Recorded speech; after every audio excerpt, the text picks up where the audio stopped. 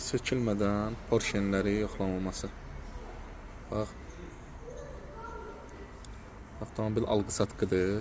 Alqı-satqıda nə işlər görülür? Vəbşə maşında kate olunub. Altı, üstü hər yerə indi porşenlər yoxlanılır.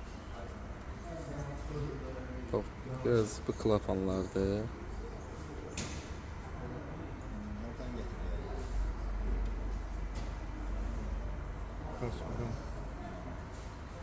Farsunka. Evet. Görürsünüz motorun içində necə dəqiq görsədir. Kilizlər necədir? Şıram var. Biraz kilizlərdə şıram var. O birisi silindirləri yoxlayaq. Bu da şıram. Porschenin içində bax, porşenlərə baxırıq. Kilizlərdə şıram var.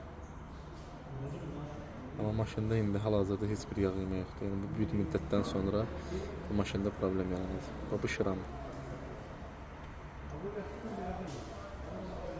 Bunu nə alan bilir, nə satan bilir. Ancaq bu belə yoxlanmalıdır. 4-cü silindirində yoxlayırıq. Yanma kamerası. Porşenlərin yoxlanması.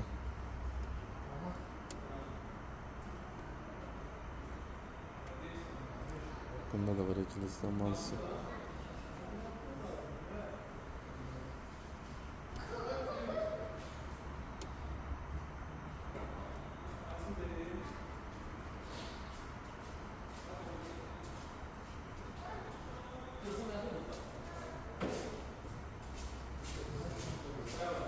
Bu sizlerle paylaştığım algı-satqı zamanı bunlar mütləq və mümkündür. Siz də algı-satqı elədiyiniz zaman porşenləri mütləq yoxlatdırın.